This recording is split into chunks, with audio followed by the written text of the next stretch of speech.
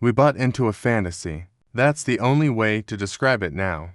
Looking back, we saw manicured lawns and quiet streets, and we believed we were buying sanctuary. We spent 15 years stacking every dollar, every shred of hope, into the down payment on that house. It wasn't just wood and drywall.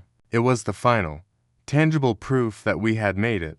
My wife, Sarah, was already planting her garden, and the kids, Jake and Emma, were ecstatic about the backyard. We poured our history, our future, into that plot of land. The only concession to the place was the HOA. We got the rule book in a welcome basket, tucked away like a minor footnote to the grand promise of suburban peace. I barely read it. Maintain standards, protect property values, get approval for major changes. It sounded reasonable, sensible, like the bureaucratic oil that keeps a community running smoothly. We saw the rules as a shield against chaos. We never imagined those same rules could be sharpened into a blade. We were blissfully ignorant for the first few weeks. Then came the first sign that this harmony was fragile, artificial. Brenda, she wasn't just a neighbor. She was the self-appointed high priestess of the assignations rules, the chair of the architectural review committee. I saw her on my second day, scrutinizing my ornamental porch light, which I'd salvaged from my grandfather's house. It was aged copper, a deep, beautiful patina. It stood out, and in Willow Creek, standing out was the first offense. She didn't introduce herself. She simply eyed the fixture with a look of cold, professional disapproval, then walked away with her clipboard, having marked her territory. That night, the first official letter arrived. It wasn't about the mailbox, or the lawn, or the fence. It was about the porch light, cited as non-conforming to neighborhood aesthetic standards. We laughed at first. It was absurd. But the laugh died when we realized that complying wasn't enough. We replaced the light a victory for them, a small surrender for us.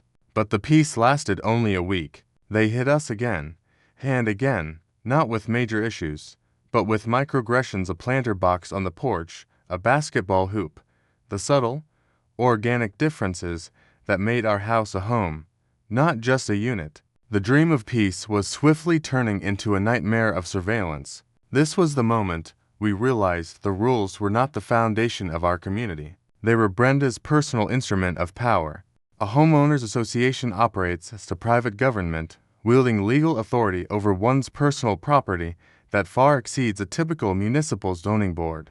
When that power becomes concentrated in the hands of an individual driven by personal agenda, the relationship quickly turns predatory. For the homeowner, the legal fight is disproportionate. It is emotionally exhausting and financially crippling. The HOA uses its members' own dues to fund the legal campaign against them. This dynamic creates a powerful leverage, effectively turning a simple property dispute into a sustained siege on the family's sanity and security. The letters had worked. We had replaced the light, removed the planter, and even surrendered the clover to the herbicide. But Brenda wasn't looking for compliance. She was looking for submission. The fines were just the tools of her trade. The harassment was the finished product. This is where the pretense of the HOA ended and the reality of a stalker began. She moved from bureaucratic aggression to active, physical trespass. Sarah had spent weeks planting a small, quiet perennial garden along the fence line, not a violation, simply a touch of color. One morning, the new bulbs were torn out of the dirt, not pulled, but cleanly, deliberately severed from their roots and left to die. There was no letter, no official notice this time, just quiet, malicious vandalism designed to inflict maximum emotional damage on my wife. We installed the security cameras that night.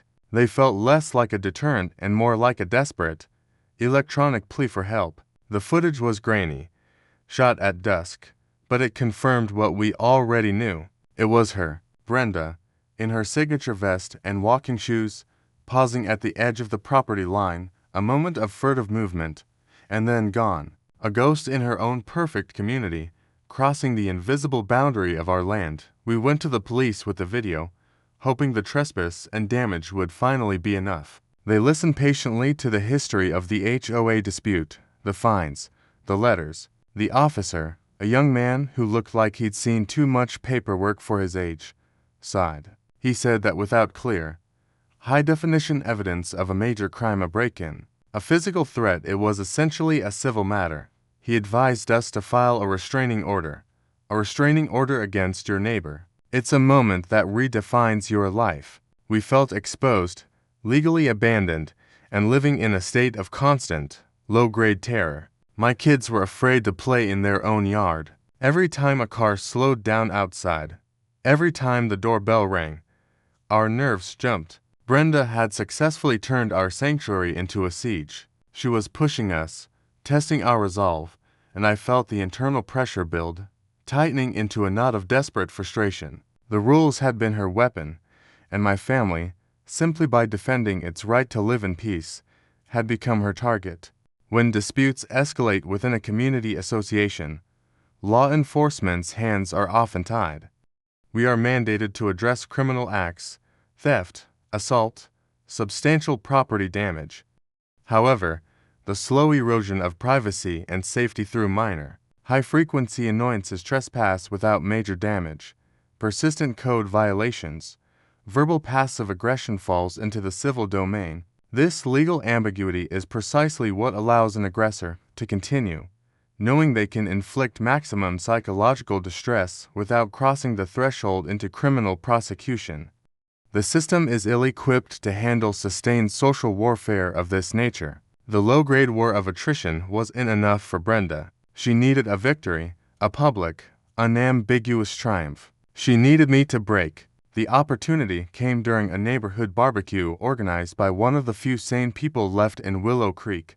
It was supposed to be a moment of peace, a return to normalcy. Brenda marched straight for our table, ignoring Sarah's polite attempts to defuse the situation. She didn't speak to me. She spoke about me, loud enough for everyone to hear. She accused me of being a liar and a scofflaw who was actively driving down the property values of the entire block. Then she did something unforgivable. She looked at Jake, my 10-year-old son, who had been struggling with the constant tension, and said that he clearly lacked the discipline to function in a well-regulated community. I snapped. The months of mounting tension, the hundreds of dollars in fines, the sleepless nights spent watching the camera feed, it all erupted. I yelled at her, right there in the street, telling her to stay away from my family, to stay off my land. I remember the words being hoarse, desperate, but all I saw was that smug, unshakable smile. It wasn't a smile of anger. It was the chilling look of pure vindication. She had finally provoked the reaction she wanted. I had shown weakness, and in her mind, I had confirmed that I was the unstable one. That night, everything changed. We went to bed knowing the legal options were exhausted, and the emotional tether was frayed to a thread. We had filed the paperwork for the restraining order, but that was just paper. We were still unprotected. I sat up in the darkness, the storm matching the one inside my chest. I knew she was a trespasser, a harasser, maybe a vandal, but she was escalating, and her confidence was terrifying. The house was quiet, the kids asleep. I walked to the closet, pulled out the small, black, locked box I kept hidden, and ran my hand over the cold steel. It was something I had always kept for self-defense, a final resort, never something I imagined using against a neighbor in the suburbs. But my mind was running through the scenarios. What if the vandalism escalated to property damage she could pin on me? What if she came into the house while we were asleep? What if she went for one of the children? I had exhausted the law. Now I was left with instinct. I was no longer a homeowner. I was a man preparing to defend his family against a clear, present, and unhinged threat that the community refused to acknowledge. When an individual's sense of safety is systematically dismantled, the mind shifts from seeking legal recourse to prioritizing primal defense. The target of the harassment, having been failed by formal systems, police, HOA board, enters a state of psychological isolation. They are primed for a reaction. The verbal confrontation in the street, far from being a climax, was the final, critical step in the aggressor's strategy, provoking an emotional outburst that could be used to discredit the victim. At this stage, the victim is not operating on rationale. They are operating on the deep, survival instinct known as the castle doctrine, the fundamental right to defend one's home and family when all other protections have vanished. That night, the storm matched the chaos that had been brewing inside this house for months. The rain was a deafening drum against the windows, every gust of wind sounding like a footstep. It was one of those nights when the world felt entirely isolated, cut off from any help. Sarah and the kids were finally asleep, a fragile, exhausted peace, but I was coiled tight. The memory of Brenda's smug, triumphant smile from the barbecue were playing constantly. I knew she wasn't finished. She had pushed me to an outburst. Now she would push the boundary itself. I couldn't sleep. The quiet house felt like the eye of a hurricane. I was on the couch, laptop open, scrolling through the live feed of the security cameras we had installed. I wasn't looking for a deer or a passing car. I was watching for her. The screen was my last line of defense, my final set of eyes on the invisible boundary she had been so eager to violate. And then I saw it. Not a shadow, not a trick of the light, but a definite, hooded figure on my property. She was moving with a purpose that chilled me to the bone. She wasn't carrying a clipboard or a letter. She was headed directly for the garage, the one part of the house I used as my sanctuary, the place where I kept my tools and the kids' bikes. In that instant, every single incident of harassment flooded my mind. The ripped-up garden, the public humiliation, the threats against my son. The police had told me it was a civil matter. The HOA had told me I was the problem. I was alone, and my family was vulnerable. The threat was no longer theoretical, it was a figure in the rain, crossing the last remaining boundary of my security. I didn't think about the law. I didn't think about the consequences. I thought about the 3 people sleeping upstairs who relied on me to keep them safe. I moved to the closet, my movements automatic, trained. The metal safe was cold against my fingers. The lock combination, a muscle memory, clicked open. I took the firearm legally owned, securely registered, a tool I hoped I would never use. The weight of it was immediate, heavy, a terrible gravity in my hand. I was moving through the dark house, phone clutched in my left hand. The feed still lived. I reached the back door, and I stopped. I had to know what she was doing. I saw her reach the garage door, and then a flicker of something in her hand, a tool, something metallic. It looked like she was trying to force the lock, to gain entry.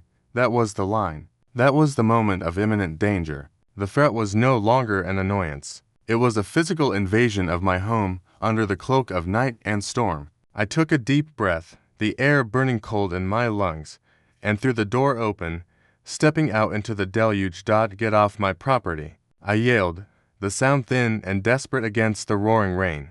She spun around. The security floodlight caught her face, not the smug smile this time, but a look of shock, quickly replaced by pure, maniacal fury. Her hand moved, the object still glinting. In the dark, the rain, the sheer adrenaline-fueled terror, I saw only the threat. I saw someone who had systematically destroyed my peace and was now coming for my family.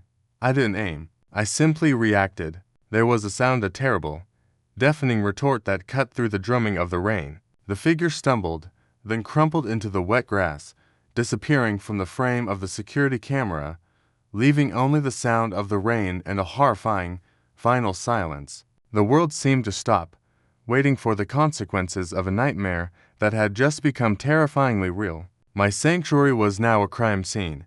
Under conditions of prolonged stress and perceived threat, the human psyche experiences a state known as tunnel vision. The subject's perception of danger becomes acutely amplified, and the brain shifts entirely to a survival protocol. Every past hostile action by the aggressor validates the current fear. In this state, an individual's decision to use deadly force, particularly when their family is sleeping nearby and a trespasser, and attempting forcible entry is often a matter of primal instinct, not legal rationale. The law may eventually determine justification, but in that moment, the defender is simply reacting to the collapse of all safety barriers. The act is irreversible, driven by the core necessity to survive the attack, whether that attack is physical or perceived. The thunder of the gunshot was immediately replaced by a silence so heavy it felt like a physical weight pressing down on my chest. The rain kept falling, washing over the terrible, broken stillness of the scene. I didn't move. I stood there, the firearm still heavy in my hand, until the world caught up. The sirens came quickly, a dissonant chorus of sound and flashing red and blue that tore through the quiet uniformity of Willow Creek. The street became a spectacle, a dozen neighbors' faces pressed against windows, their judgment palpable even through the glass and the noise. The same people who had been too cowardly to stop Brenda's harassment were now lining up for the morbid climax. When the police arrived, I dropped the weapon instantly, raising my hands. I was in shock, the adrenaline draining away to leave a cold, hollow core of reality. I told them exactly what happened: trespass, vandalism. Imminent fear for my family. The officers were professional, detached. They secured the scene, secured the gun, and secured me in the back of a patrol car. Everything I had done, everything I had fought for, had culminated in this absolute, devastating loss of control. My sanctuary was now exhibit A in a potential homicide case. They kept me at the precinct for hours, cycling through detectives, asking the same questions. They treated me with a cautious neutrality, which was its own form of terror. I wasn't being treated like a victim. I was being treated like a suspect. My lawyer, a sharp, weary man named Marcus who specialized in constitutional self-defense, arrived shortly before dawn. He was the first person to look at me not as a shooter, but as a husband and a father who had been driven past the point of endurance. They'll argue provocation, Marcus said, his voice low and clinical. They'll say she was a harmless neighbor and you overreacted. Your job, Thomas, is to stick to the facts. She was trespassing. She was acting aggressively, and you believed, reasonably believed, your family was in danger. Every single piece of paper, every fine, every threat, it's all evidence of her intent and your state of mind. The true nightmare began the next day. The news media, attracted by the suburban drama and the headline, descended. They didn't care about the months of torment. They only cared about the violence. We were labeled instantly, HOA shooter, the man who couldn't handle his neighborhood disputes. Brenda's family, who had been silent throughout her campaign of harassment, suddenly found their voices, painting her as a pillar of the community. A saint betrayed by an aggressive, unstable newcomer. We were consumed by the legal battle. Our savings were immediately funneled into defense fees. Every detail of our life, every past argument, every email to the HOA was scrutinized. Marcus's office became our second home, a sanctuary of cold, fluorescent light and endless paperwork. We had to prove that the fear was real, that the escalation was relentless, and that the moment I fired the weapon, I had reached the absolute, undeniable limit of my right to protect my home. It was a battle fought on two fronts: the criminal investigation, which sought to charge me with murder or manslaughter, and the court of public opinion, which had already convicted me. The trauma of the shooting was secondary to the exhausting, humiliating process of justifying my every action, every decision, every fear. We were forced to defend not just my freedom, but our right to exist in that space without constant, deliberate threat. The shooting ended the physical harassment, but it ushered in a new, cold, and calculated torment. We were fighting for our life, not against Brenda's rage, but against a justice system that was utterly indifferent to the long-term cruelty that had forced my hand. I thought I had defended my home. I had merely traded one kind of siege for another. The immediate challenge in a case like this is establishing the requisite fear. The law doesn't judge the aggressor. It judges the defender's state of mind. We have to leverage the history of abuse, the systematic harassment, and the documented escalation to demonstrate that the final act of trespassing was not an isolated event, but the culmination of a prolonged attack. We relied heavily on what is often called the castle doctrine, the fundamental legal principle that a man has the right to feel safe in his home and use necessary force when a perceived deadly threat violates that sanctity. The vandalism and the aggressive, late-night trespass, combined with the earlier threats, built the narrative of reasonable fear. The true crime, in this context, was the sustained psychological torment that made the self-defense action inevitable. The legal battle didn't last 50 minutes. It lasted 50 days of grinding, humiliating conflict. Every moment of the trial felt like an invasion, a relentless dissection of the fear that had become our entire existence. We sat in that courtroom, day after day, listening to Brenda's family, the very people who had ignored her cruelty, paint her as a martyr, a victim of an unhinged aggressor. My own lawyer, Marcus, had to parade every petty fine, every security video, every single thread of her harassment before 12 strangers, just to prove that my fear was reasonable, that the moment I fired the weapon, I was protecting my children from a threat that had spent months building its lethal momentum. When the jury went into deliberation, the true terror began. The outcome wasn't about guilt or innocence. It was about the rest of my life. I pictured the steel bars, the shame, the devastating consequences for Sarah and the kids if those 12 people couldn't understand the difference between rage and self-defense. I sat in Marcus's office, staring out the window at the rain, and I realized how fragile safety truly is. It doesn't come from laws or police. It comes from the boundary you're willing to defend. The call came late in the afternoon of the third day. The jury was back. Walking into that courtroom was the hardest thing I've ever done. The air was thick and cold. I gripped the railing until my knuckles were white. Sarah was beside me, her hand a lifeline, trembling just as much as mine. The judge read the verdict aloud, his voice steady, detached. I heard the word charges. I heard the word homicide. And then, finally, I heard the words that stopped the world, not guilty.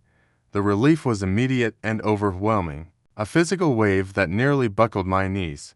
Sarah collapsed against me, tears streaming down her face, tears of exhaustion, not joy. We had won the battle, won the right to our freedom, but the cost was an indelible stain on our lives. We didn't leave the courthouse celebrating. We left in a silence born of trauma. We went back to the house one last time. We had already made the decision. We couldn't stay. That house, that once perfect suburban dream, was tainted. Every creak, every shadow, every glance from a passing car would forever be a reminder of the night I stepped out into the rain and pulled the trigger. The police tape was gone, the crime scene cleared, but the ghost of the confrontation lingered in the air. We packed everything up. We sold the house quickly, at a loss, simply to sever the connection. I stood on the sidewalk as the moving truck pulled away, looking back at that front door, at the lawn I had fought so hard to keep unviolated. I thought about Brenda. I didn't feel hatred anymore. I felt a cold, deep pity for the twisted obsession that had consumed her and nearly destroyed us. The system, the HOA, the petty tyranny of suburban life, it had claimed her life and scarred mine forever. We found a new place. A small cottage on a wooded acreage far away from any covenants, any neighbors, any formal committees. It's quiet here. The kids play outside without fear, and Sarah can tend her wild, unapproved garden in peace. We are rebuilding, slowly, carefully, but the serious man who moved into Willow Creek is gone. He was replaced by this one.